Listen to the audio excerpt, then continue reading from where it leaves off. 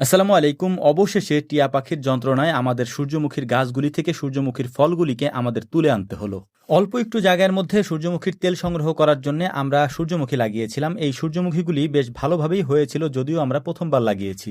ফলন ভালো হওয়ার পরেও সমস্যা যেটা হয়েছে সেটা হলো এখানে যে সূর্যমুখীর ফলগুলি রয়েছে, এই ফলগুলিকে বেশ কয়েকদিন ধরে যখন পাকা শুরু হয়েছে তখন থেকে নিয়ে শুরু করে টিয়া পাখিতে এসে এগুলিকে খেয়ে ফেলতেছে। এমনভাবে খেয়েছে যেটা আসলে আপনাদেরকে না দেখালে আপনারা বুঝতে পারবেন না। স্বাভাবিকভাবে ফল পাকানোর জন্য বেশ কয়েকদিন পর্যন্ত এই ফলগুলিকে জমিতেই রেখে দিতে হয় যাতে ভালো করে শুকিয়ে যায়, কিন্তু আমাদের আর সেই সুযোগটা হচ্ছে না, কারণ এরই মধ্যে বন্য টিয়া পাখি ঝাঁক ধরে এসে সূর্যমুখীর এই ফলগুলিকে খেয়ে ফেলতেছে। আপনারা দেখতেই পাচ্ছেন যে প্রত্যেকটা ফল থেকেই অর্ধেক বা কোনোটার পুরোপুরি এরকম করে সূর্যমুখীর ফলগুলি টিয়া পাখিতে খেয়ে ফেলেছে। এই জন্যই মূলত আমরা একটু রাগ করেই বলা যায় কি যে আমরা এই সূর্যমুখীর সমস্ত ফলগুলিকে কেটে ফেলেছি। এর কারণ হচ্ছে যে যদি আমরা এখন না কাটি তাহলে হয়তো বা বাকি আগামী কয়েকদিনের মধ্যে আমরা এই ফলগুলিকে আর নিয়ে যেতে পারবো না এখান থেকে, একেবারে সমস্তটাই এই জমিতে আমাদেরকে রেখে দিতে হবে, শুধু গাছগুলি থাকবে, ফলগুলি আমাদের আর নেওয়া হবে না। তো যাই হোক, সবাইকে নিয়ে এসে তারপর আমরা সূর্যমুখীগুলিকে এখান থেকে কেটে ফেলেছি এবং একত্রিত করে বস্তার মধ্যে ভরে আমরা এখন এগুলিকে বাড়িতে নিয়ে যাব। বাড়িতে নেওয়ার পরে কড়া রোদে 2-3 দিন পর্যন্ত এগুলিকে শুকাতে হবে, যেহেতু হালকা একটু কাঁচা কাঁচা রয়েছে।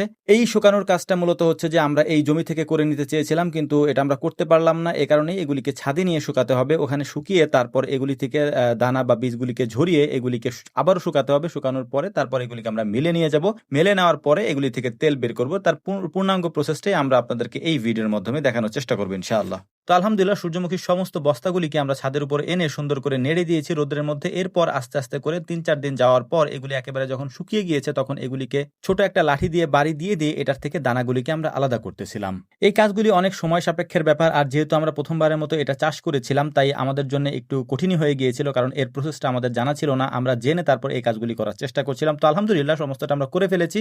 এখন এগুলিকে সুন্দর করে বাতাসে উড়িয়ে তারপর এর থেকে ময়লা আলাদা করে একেবারে ফ্রেশ যে সূর্যমুখীর বীজটা আছে এটাকেই আমরা মিলে নিয়ে যাব একদিন রোদরে দেওয়ার পরে। সেটিই আমরা এখন করছিলাম। আমরা সুন্দর করে এগুলিকে উড়িয়ে বস্তাবন্দি করে রেখেছিলাম। পরদিন সকালে রোদরে দিয়ে ভালো মতো বিকাল পর্যন্ত শুকিয়ে এরপর আমরা বস্তাবন্দি করে এখন আমরা নিয়ে যাব এগুলিকে মিলের দিকে। যে পরিমাণ সূর্যমুখীর বীজ আমাদের পাওয়ার কথা ছিল তার 3 ভাগের 1 ভাগ আমরা পেয়েছি, বাকিটা টিয়া পাখিতে খেয়ে ফেলেছে। সেখান থেকেও মাত্র 15 কেজির মতো আমরা নিয়ে এসেছি। এই 15 কেজি থেকে কতটুকু তেল হয় সেটাই দেখার জন্য।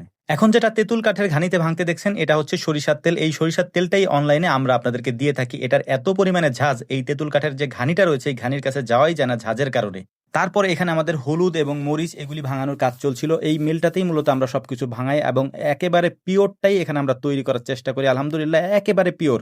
যারা খেয়েছেন তারা অবশ্যই এই সম্পর্কে জানেন যে আমাদের হলুদ, মরিচ এবং সরিষার তেল যেটা আমরা তৈরি করি এবং অনলাইনে যেটা বিক্রি করি এটার গুণগত মান কতটা ভালো আলহামদুলিল্লাহ। তো যাই হোক, আপনাদের কারো যদি এগুলি লাগে তাহলে আমাদের এই ভিডিও সহ সমস্ত ভিডিওর কমেন্ট বক্সে আমাদের নাম্বার দেওয়া রয়েছে, যোগাযোগের জন্য ফোন নাম্বার আছে এবং হোয়াটসঅ্যাপ নাম্বারও আছে, যোগাযোগ করতে পারবেন ইনশাআল্লাহ। যোগাযোগ করে অর্ডারও করতে পারবেন ইনশাআল্লাহ। তো যাই হোক, আলহামদুলিল্লাহ, কথা বলার মাঝেই আমাদের যে সূর্যমুখীর বীজটা আমরা নিয়ে এসেছিলাম এটা থেকে তেল তৈরি করা হয়ে গিয়েছে। আমরা পিওর তেল পেয়েছি 5 কেজির মতো 15 কেজি সূর্যমুখীর বীজ থেকে।